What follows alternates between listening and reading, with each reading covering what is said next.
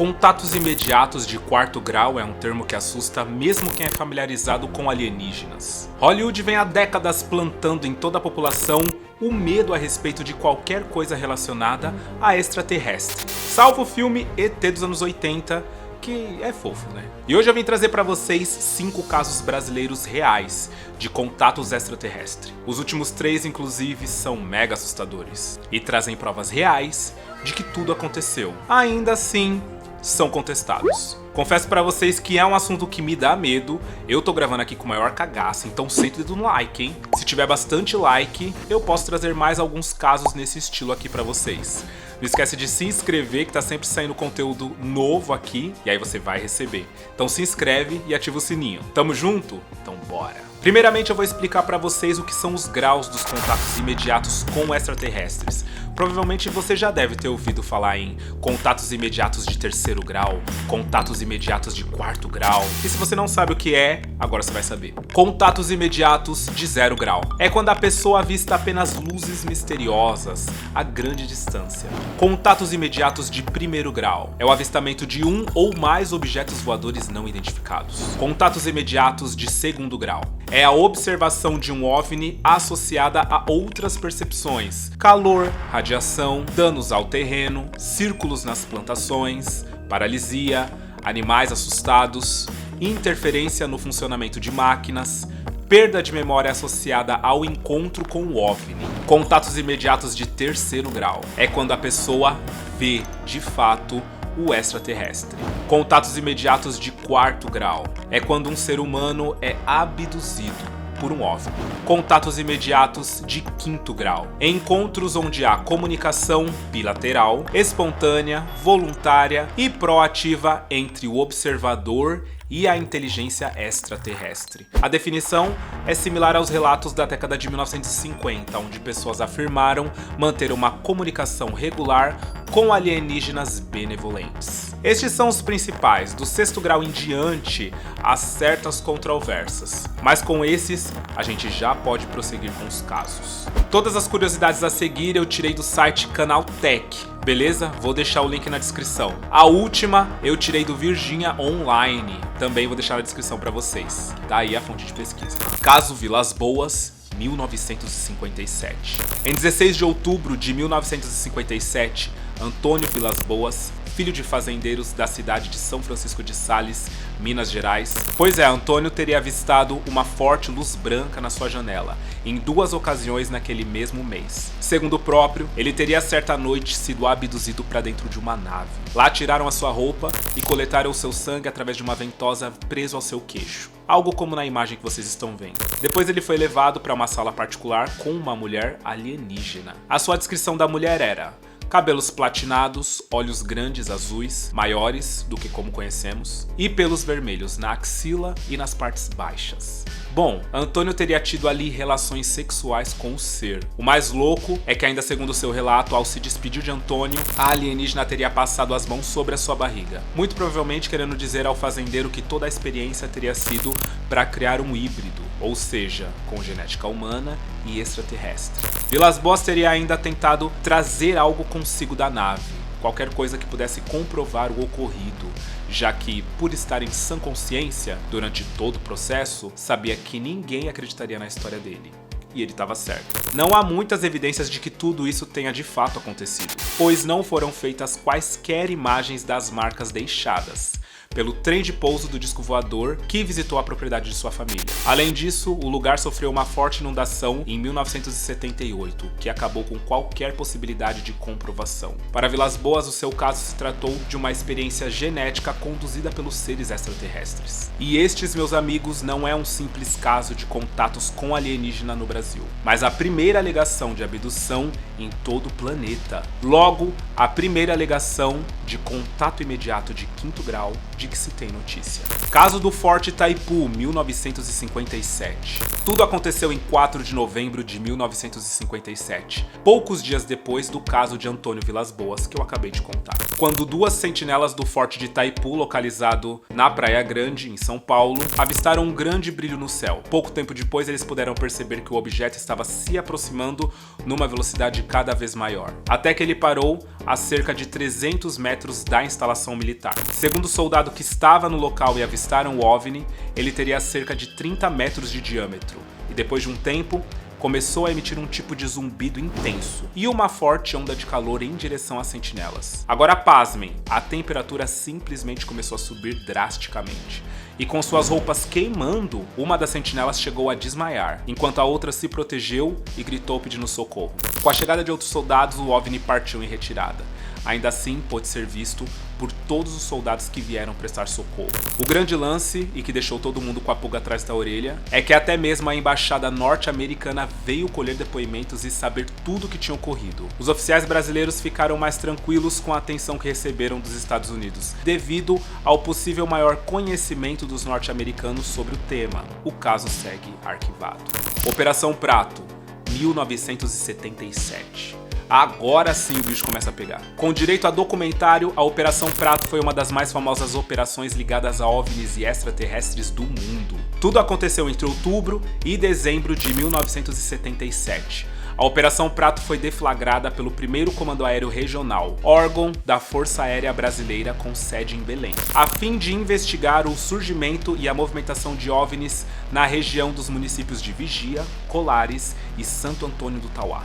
O que aconteceu foi que a população dos municípios sofreram em grande escala queimaduras no corpo causadas por luzes que vinham dos céus. Com isso, a operação da aeronáutica se dirigiu ao local e teria feito fotos e vídeos dos eventos. Tudo correu em segredo absoluto, com os responsáveis até mesmo desmentindo algumas das coisas. Mas por ser um dos casos mais documentados do mundo, depois de um tempo, tivemos fatos divulgados de forma oficial pelas Forças Armadas e outras que chegaram ao grande público por meio de vazamentos. Nos documentos já acessíveis, é possível ler uma série de relatos sobre o avistamento dos OVNIs, tanto por parte dos militares, quanto por parte dos civis que prestaram depoimentos com descrição precisa sobre a movimentação, velocidade e contato com os tais feixes de luz luminosos apelidados de chupa-chupa. E aí é que entra a médica doutora Adelaide, na época com 24 anos, que atendeu a vários pacientes no posto de saúde da cidade de Colares. Ela relatou que seus pacientes apresentavam crise nervosa, cefaleia,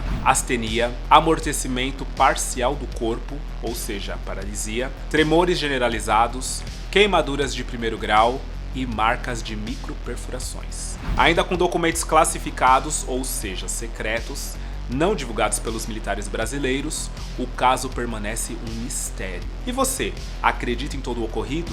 Comenta aí embaixo. A Noite Oficial dos OVNIs, 1986.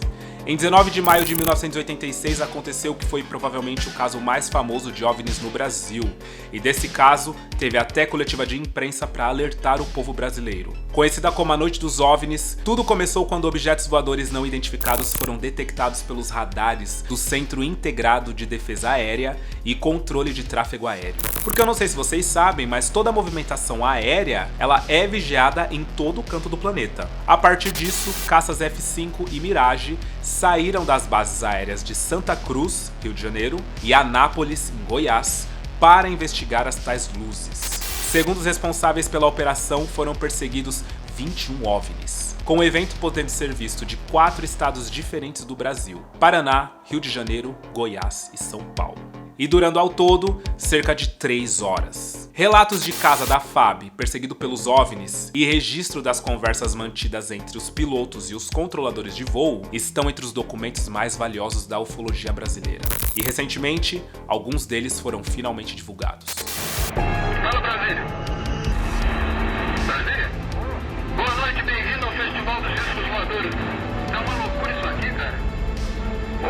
Pô, os que eu pude ver mudavam de cor o tempo todo, vermelho, amarelo, azul, lilás, aquele festival de cores. É óbvio que com um evento dessa escala em céus do Brasil, no dia seguinte, o tenente brigadeiro do ar, Octávio Júlio Moreira Lima, Então o ministro da Aeronáutica convocou uma coletiva de imprensa para contar ao Brasil sobre a operação montada às pressas no dia anterior. E aí a parte que a gente gosta, né? As comprovações. Em 2009, a FAB divulgou um relatório oficial sobre o caso, na qual afirmava que, abre aspas, os fenômenos são sólidos e refletem, de certa forma, inteligência pela capacidade de acompanhar e manter distância dos observadores, como também voar em formação. Ou seja, os seres pilotando os OVNIs sabiam exatamente o que estavam fazendo e não estavam aleatoriamente sobre os estados brasileiros naquela noite. E por último, o caso mais famoso do Brasil, o ET de Varginha, 1996. Novamente situada em Minas Gerais, Varginha ficou marcada por ufólogos do mundo todo, após 3 garotas afirmarem sem sombra de dúvidas que viram e ouviram telepaticamente um extraterrestre, nos dando um autêntico contato imediato de 5º grau. O que rolou foi que semanas antes das garotas verem de fato o ET, discos voadores já haviam sido avistados pela própria população de Varginha. Em 13 de janeiro, um homem chamado Carlos Souza avista um objeto alongado e sem asas que sobrevoa a região de Varginha e que some em seguida atrás de montanhas. Curioso, o homem seguiu visualmente o objeto até que percebeu vários destroços metálicos sendo recolhidos pelos militares. Carlos foi abordado por um desses militares que pediu que ele se retirasse do local e não comentasse nada com ninguém sobre o que viu. E no fatídico dia 20 de janeiro de 1996, os Estados Unidos avisam as Forças Armadas do Brasil que os satélites deles observaram movimentação de OVNIs sobre a região de Minas Gerais. Mais tarde, 6 homens do Corpo de Bombeiro de Varginha dão busca a um bicho avistado por alguns populares. O bicho é capturado e mais tarde um senhor que não se identificou avista mais 6 homens com trajes militares em formação de busca, portando fuzis automáticos e outras armas na mesma área que o primeiro bicho foi capturado. E mais tarde no mesmo dia, Liliane de Fátima, de 16 anos, sua irmã Valquíria Aparecida, de 14 e Kátia Xavier, de 22, teriam visto a criatura de aspecto humanoide ao passarem próximos ao terreno baldio. De acordo com os depoimentos do trio, o ser teria pele marrom, aparência viscosa, grandes olhos saltados e avermelhados e 3 protuberâncias na parte superior da cabeça. Além disso, a mãe das irmãs ainda afirma que uma pessoa desconhecida tentou subornar a família a fim de que elas não dessem mais quaisquer depoimentos sobre o caso. Oficialmente, a conclusão do inquérito da Polícia Militar é de que a tal criatura de pele marrom e olhos avermelhados seria na verdade um cidadão de Varginha conhecido como Mudinho, que provavelmente apresenta algum desvio mental e cujas características puderam ser posteriormente evidenciadas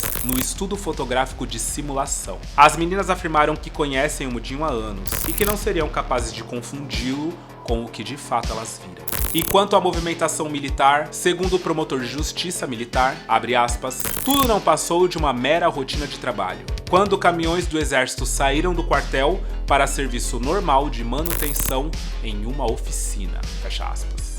E aí, em quem você acredita? E você já deixou o like? Então aproveita para deixar o like e um comentário, hein? Me fala se você acredita ou desacredita no babado todo sobre alienígenas. Eu vou dizer, eu de fato acredito.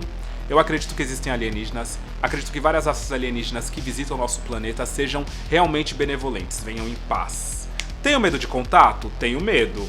Mas eu acredito na bondade das criaturas. Agora me conta aqui no que é que você acredita. Não deixa de se inscrever no canal. Espero que vocês tenham gostado do conteúdo de hoje. Um beijo e até o próximo vídeo.